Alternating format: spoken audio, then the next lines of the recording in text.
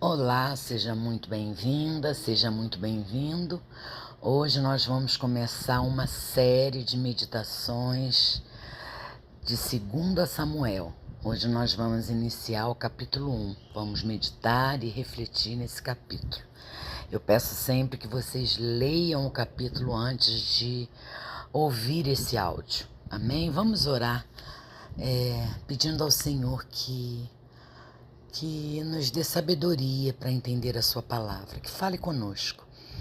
Querido Deus, Pai amado, graças te damos porque o Senhor é bom em todo tempo e suas misericórdias se renovam a cada manhã em nossas vidas. Obrigada, Pai. Obrigada pelo privilégio de abrir os olhos e poder contemplar a Tua criação. Obrigada, Pai, pelas bênçãos que recebemos, mesmo muitas das vezes não vendo as bênçãos. Obrigada, Deus, porque Teu amor é imenso. O Senhor nos amou primeiro e nos alcançou com esse amor. Querido Deus, abre os nossos olhos, abre os nossos corações, abre os nossos ouvidos, Pai, para que a gente esteja sensível à Tua palavra. Fale conosco, querido Deus. Essa é a oração que eu faço em nome e por amor ao Seu Filho Santo e amado Jesus. Amém, irmãos? O capítulo 1 de 2 Samuel conta que depois da morte de Saul e Jonatas, Davi recebe a notícia por um amalequita que, tentando se aproveitar da situação, diz ter matado Saul. Mas ao invés de se alegrar, Davi rasga as vestes e lamenta profundamente. Ele chora por seu amigo Jonatas, mas também honra Saul, mesmo sendo o rei que o perseguiu, porque reconhece que Saul foi ungido por Deus. Davi não permite, irmãos, que a dor seja uma desculpa para desrespeito ou vingança.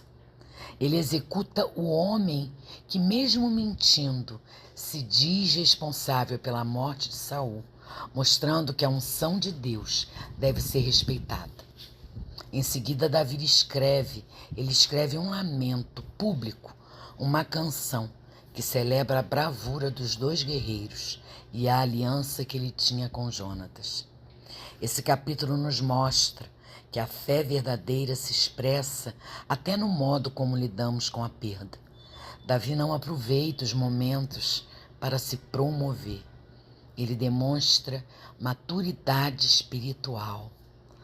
Honra quem precisa ser honrado e confia que é Deus quem exalta no tempo certo.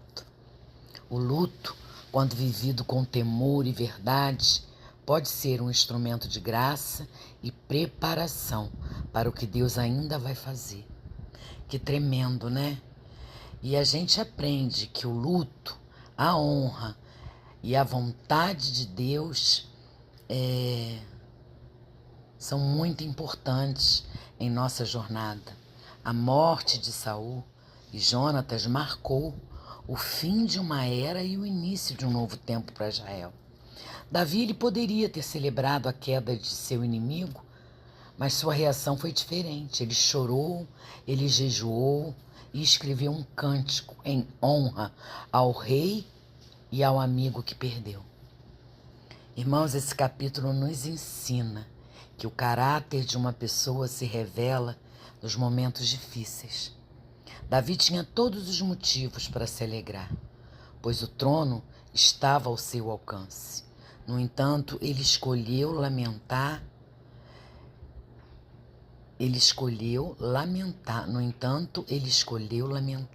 Ele não viu apenas, olha que interessante, né?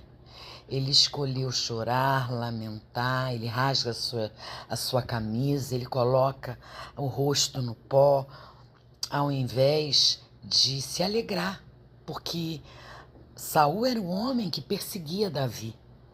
Ele não viu apenas a queda de um rei, mas a dor de uma nação e a perda de alguém que Deus havia ungido. Olha que grandeza de Davi. Vivemos em tempos, irmãos, onde a desonra se tornou comum. As pessoas rapidamente esquecem o que alguém fez de bom e focam apenas nos erros. Não é verdade?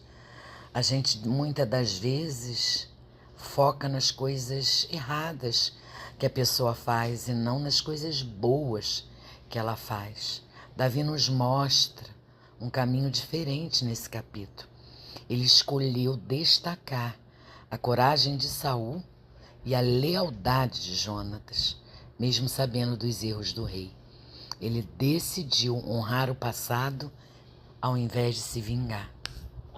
Isso nos leva a uma pergunta: como lidamos com aqueles que falharam conosco?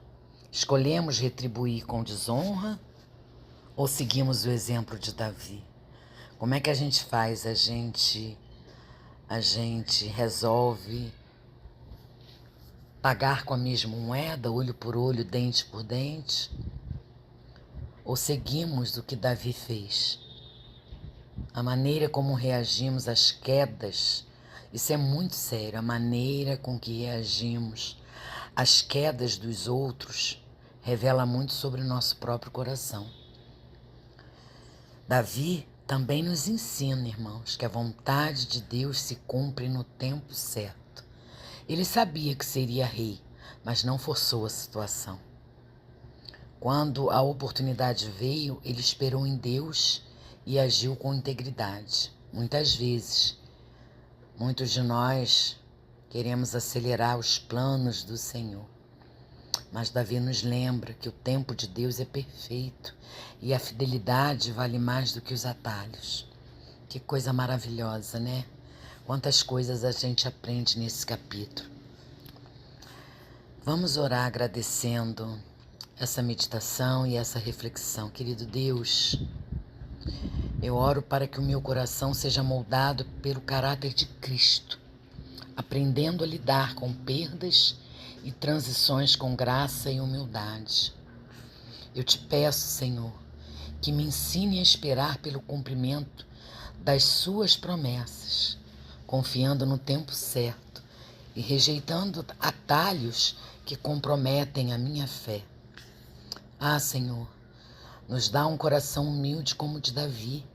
Nos ensina a viver os tempos de dor com reverência, sem perder o respeito pelas tuas escolhas e pelo teu tempo.